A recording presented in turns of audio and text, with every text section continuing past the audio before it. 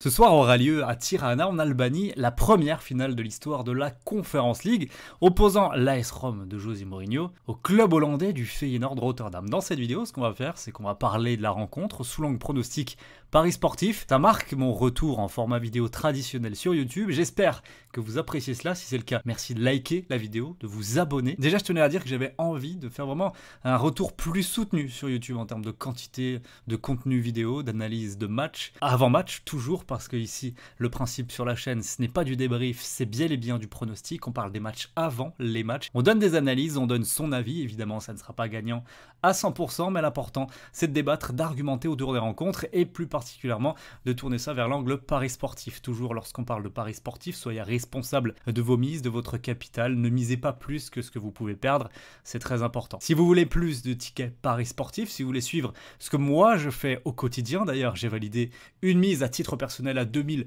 € ce matin sur cette AS Roma Feyenoord Rotterdam, j'ai filmé tout ça et je vous l'ai mis dans mon groupe Telegram. Le lien de ce groupe Telegram se trouve dans la description et en commentaire épinglé, vous pouvez cliquer dessus gratuitement, un clic et vous avez, comme plus de 46 000 par ailleurs, rejoint mon groupe. Alors cet AS Rome Feyenoord, franchement sur le papier il est quand même séduisant. D'un côté on a le favori logique, l'AS Roma, entraîné par José Mourinho, un coach extrêmement expérimenté qui a déjà disputé 5 finales européennes, qui en a remporté 4, quelqu'un qui est vraiment habitué à ce genre de rencontres, à gérer la pression, à motiver ses troupes et à leur donner un penchant mental déterminant pour que la finale tourne en leur faveur. Il a fait une saison plutôt honorable avec l'AS Rome, même si en championnat c'était compliqué, mais ils ont disputé, il me semble, une quinzaine de matchs en Conference League, et Mourinho nous a expliqué en conférence de presse que ça avait pas mal joué sur leur performance en championnat, qui n'était pas à la hauteur de ce qu'ils pouvaient espérer. Donc un sacre aujourd'hui est primordial. Il a dit, José Mourinho lui-même, cette finale sera la plus importante de sa carrière, bluff ou pas. Toujours est-il qu'il est en train de monter quelque chose, une émulsion de pression positive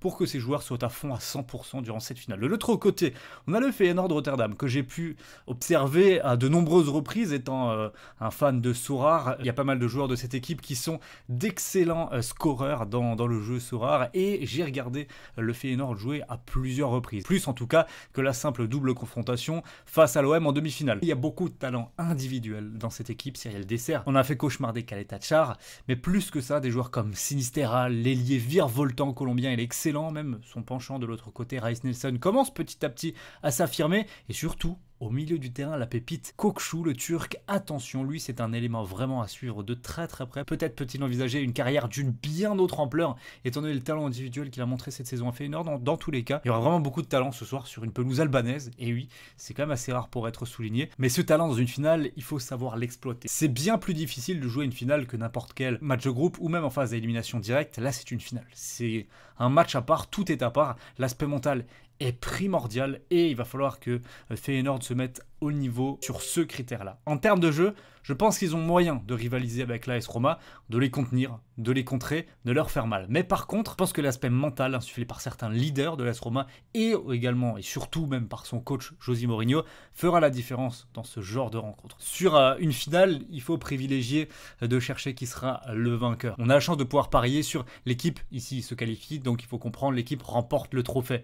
Et moi personnellement, lorsque je vois l'AS Rome côté 1,68, je me dis que c'est vraiment le pari sportif le mieux à prendre sur une finale. Il faut pas prendre de risques démesurés. Généralement, aller chercher les buteurs, c'est pas la meilleure chose à faire. Le nombre de buts, pareil. Il vaut mieux essayer de déterminer qui est le favori au niveau du jeu et au niveau de l'aspect mental dans une finale et sécuriser de ne pas prendre en 90 minutes. On sait jamais, comme la finale d'Europa League, Francfort l'a gagné au tir au but. L'AS Roma pourrait faire la même ce soir et il faut le prendre en compte. C'est pour ça que l'AS Rome gagne le trophée quand à 1,68, c'est le pronostic que je conseille de jouer sur ce match-là. À mon avis, le meilleur pari sportif possible à tenter en tant que parieur. Dites-moi dans les commentaires si vous partagez cet avis ou non.